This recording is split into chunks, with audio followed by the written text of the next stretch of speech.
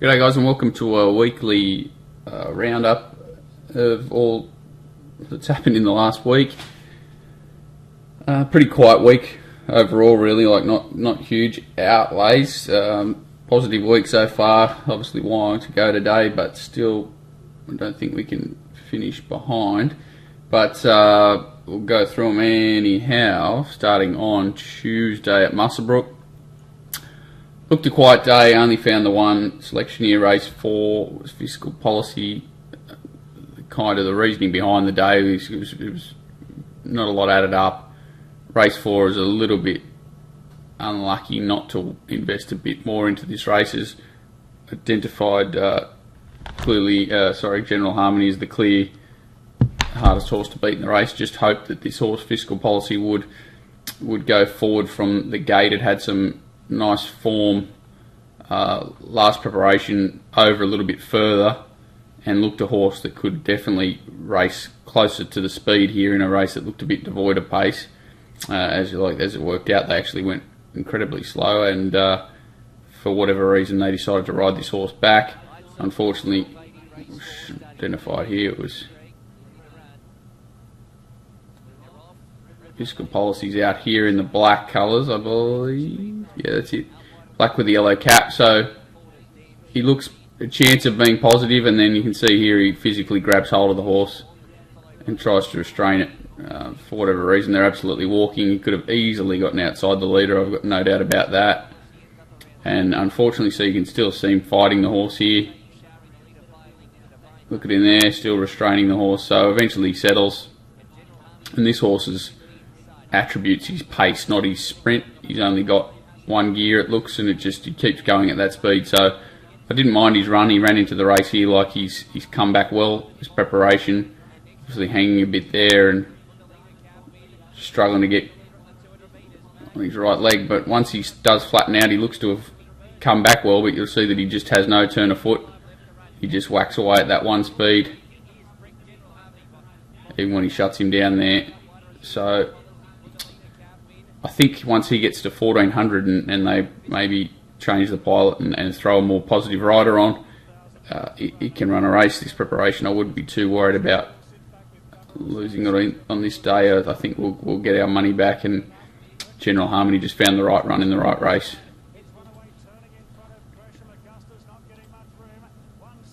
Next races were at Warwick Farm.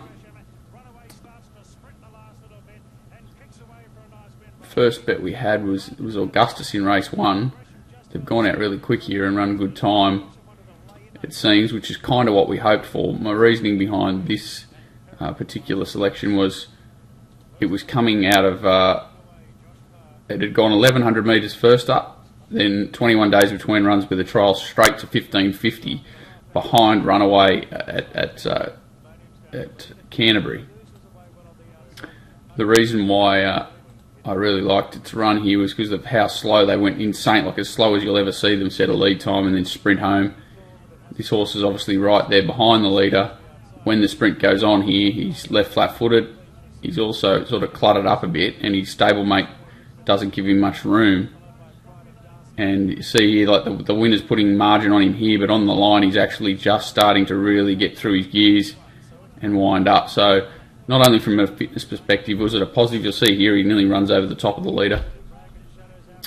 Not only from a fitness perspective was it a positive run, but he was also looked like he was the most pace affected. So he was the strongest on the line, and definitely the one that was hidden in the race. The stablemate didn't get a great ride there either, but Augustus was the one who looked like he definitely had plenty of hidden merit in his run.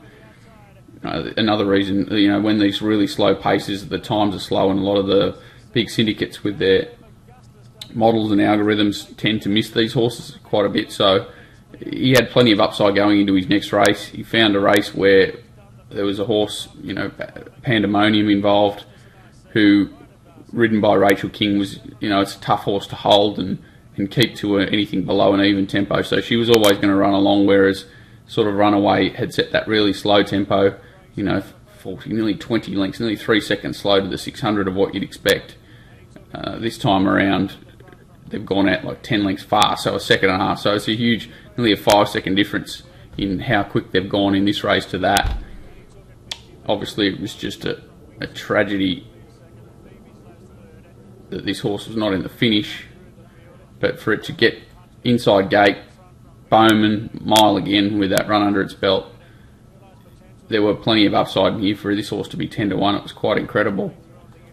See here that he crosses his stablemate to end up behind the leader, which is the position we were really hoping for, but unfortunately just cannot hold up that position enough. You can see him just kind of wanting to keep Brock Ryan out, and he just gets enough room to slot in and cuts us off, and just about puts us out of the race from that point, you'll see. So he's now stuck behind 100 to 1 chance with others on his outside dictating to him the whole way. And see here, he's the only one really travelling, and he's forced to go around this 100 to 1 shot. If he had been here, you know, he's around the leader's heels and chasing, whereby he's still back here travelling strongly, like he's ready to sprint. Nowhere to go. Searching gets stood on his nose again there. Lost all momentum. Finally gets through the gap and has to build those revs up again, which is nearly impossible. And even though he's probably a little bit flattered by them slowing down here, I think if he had been on the hammer of the winner the whole way, which he was, you know, a short half head from doing, and even though Pandemonium slowed down, I think it would have been a race, that's for sure. Anyway, we didn't lose, but a bit of a one gone begging at decent odds. Our only other bet for the day was another sad story. Unfortunately, this horse, Realised Potential, who is a bit of a gunner horse, it's a bit of a nightmare to follow. But again, I thought it was that wasn't a poor ride from Bowman. I don't think he sort of didn't have much luck, but this one was. My pet hate in life for these horses is when you see a jockey look over his shoulder here and slot back in, see him there going back. So 1,000 metre races, all you want to see is just to be positive. Doesn't matter really where you end up, you've only got one turn. If he's positive, he ends up straight in behind these horses here. It doesn't matter if you're 3 wide, he could have ended up outside the leader wherever he wanted. He had the speed to be there, but he had that look over his shoulder and he's looking for this silly cover over 1,000 metres. By the time he eases the horse out of the race, you've basically given away a four lengths for nothing there. All you've done is take it away from your horse, and now you have to try and get your horse from switching off and going half pace to trying to get up with the pace of the race, which is obviously quite fast over 1,000. You'll see now he ends up 4 wide in the same position he would have been in, but saved all that ground. Now he's forced even wider and dictated to because horses have got up even further inside him. He's forced to sprint around a turn, which is not easy to do. He still makes ground against that, and I assume it's a slow tempo. I'll have a look in a second. You see that he's peaked on his run, but he continues to find against everything that was thrown at him. I think he should have won and won clearly. And it was a fairly even tempo, so that makes it even harder really to continue to go back and forward like he did. It wasn't as if they were going slow when he decided to take off, so they've sprinted throughout, and he was certainly beaten for mine, even though he is that sort of horse. Next day, Hawkesbury. A little bit dirty with myself for not tipping this winner officially. People in the chat room and over the day before and the day of, we did talk about the horse and talk about how it had trialled up very well for a horse that was having its first start. I'll talk about why it didn't tip it officially. Oh, I'm going to have to go back and I have to search for this one.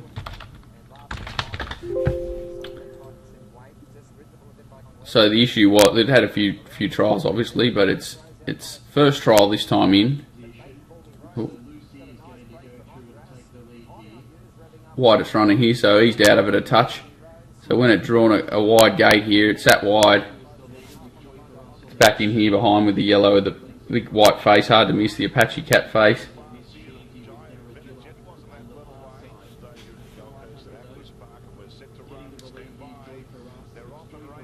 Under no pressure, and see it works to the line quite well. Never gets off the bit. Next time around was inside horses, drawn the inside gate here, and just shoved along hard to get a good guide. Just looks like it's not comfortable, doesn't want to stretch out, doesn't travel like it did its first start.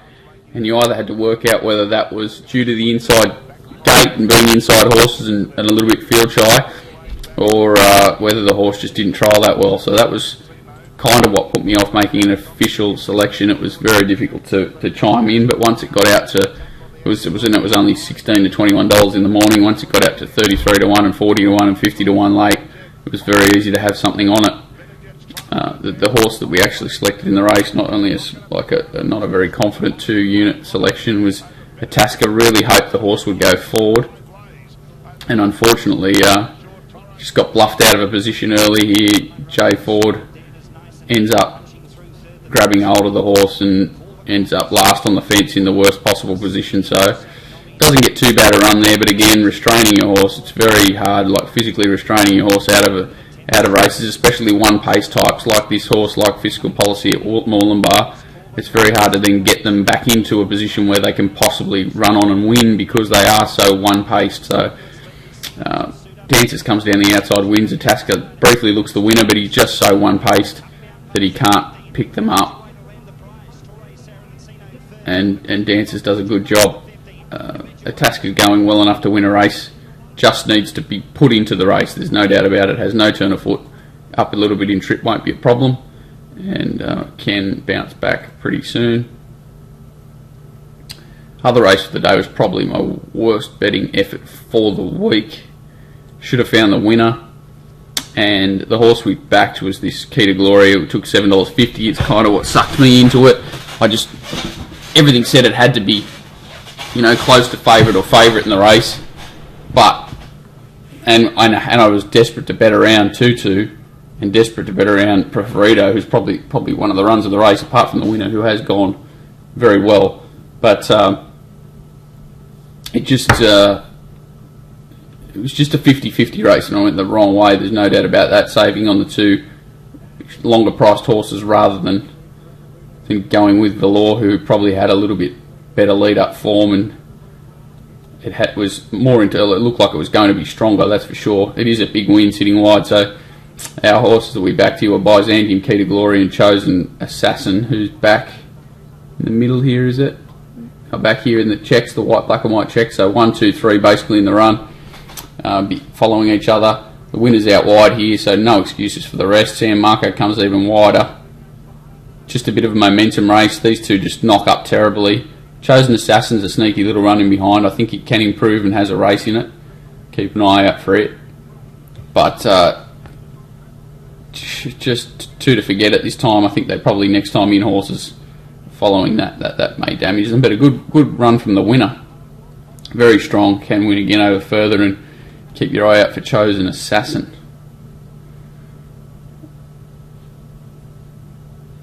And I'll just say the reason why I did find that horse Key to Glory was it was coming out of a strong race the start before in town and dropping back there. It had the run since, had the blinkers on. That was kind of why I was keen on it, and I just couldn't understand why it wasn't firmer in the betting.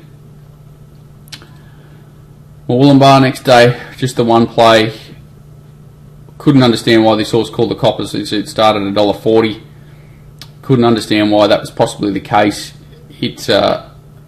Maybe if I go back through this way. Moorlambar. Race 1. So its form was that of a horse that doesn't really like to stick his nose out. It wasn't terrible, but he's never really done a lot. He came back and had his first up for Matthew Dunn after a 114-day break, and then he's had another 200 days off where they performed a wind operation on the horse. There's I think it's a 1 to 5 scale they call it Aurora, so that's basically your ability to breathe, and the noise is in it's easy. That's how they scale the horse, so you scope down its throat and can see if there's any impediments there that are stopping it breathing. He was a 5 out of 5, so he could obviously going to be improved by the operation where they basically tie back whatever's impeding that airway, and this horse is coming back from that. What I'd like to see in a trial is a horse put under pressure after it's been I believe this is him out here.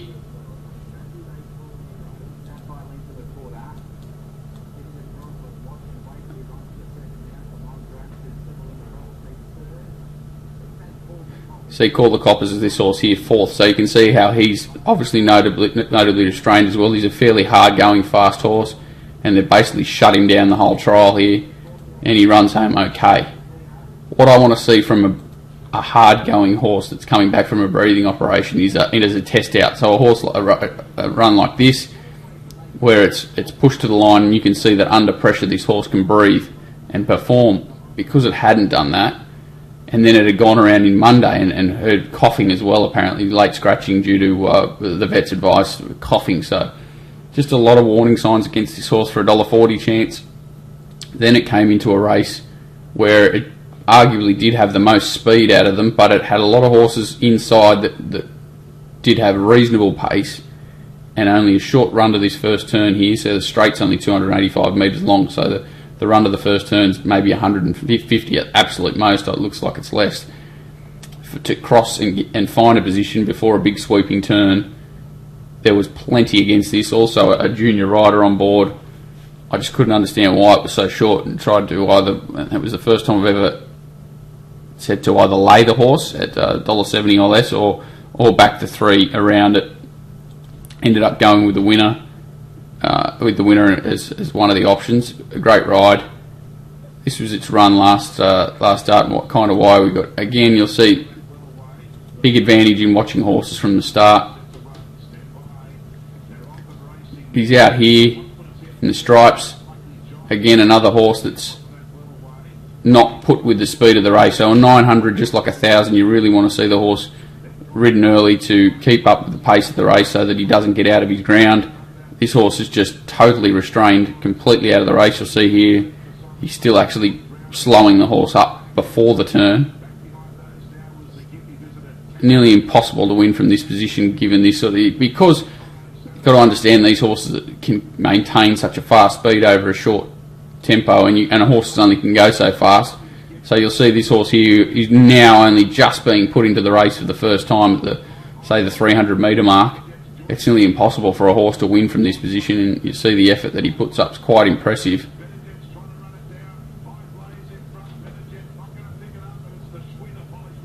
Very good effort. The guy on the inside was very lucky it didn't nab him for third. But a horse with this sort of racing pattern's a nightmare, and that was why he couldn't be too confident around him, especially around a tight track like Murwillumbah. A great ride from the apprentice to stick to the rail here, because he was tailed off again. This is him here. We should see the start of the race. This is the favourite. He half misses the kick, and he's in a terrible position from there on. Ends up finding a decent spot in the run, but then is forced wide. This is our horse here. A great ride to not come around them. I don't know if he still would have won anyway, but he sticks to the fence and blows the whistle, and the race is over. But he looks like he's come back well, this horse, and probably progressive. I don't know if he'll get too much further or what the go is with him just yet, but he's worth keeping an eye on. And a good result. So sorry for going a bit too long-winded into that, but I wanted to just talk about a few reasons why that was. Did look an interesting race. I won't go too deeply into Rosehill. I've got to do the review for it in a minute. We did bet in a few races. It was good to see. Well, they ran 1-2 our first time. We went the wrong way around for us. We wanted Marsupio to beat Tango Rain. He just looked like he peaked on his run a bit late there. Tango Rain looked the leader in the one to run down, and Marsupio looked the run on. I was very surprised by this go for Pumpkin Pie. Can't understand in the life of me why it was so short. I expected Skylark Glow to be out the gate too, and when Improvement missed the start, it was basically left to our two runners, and they ran well for us. Addictive Nature put up a really strong performance. He was our next selection. Astoria the Saver, another good one. I think they're both interesting moving forward. He was attacked the whole way, Addictive Nature, and even though they haven't run blistering time up front, he showed great fight to kick on and beat a horse that had the cold sit, and coming down the outside, Astoria ran well, as I was saying, first up and can improve. I'll talk more about that race in the preview. Pariah was another great ride. The tempo was on for him, everything was set up, and he ran well.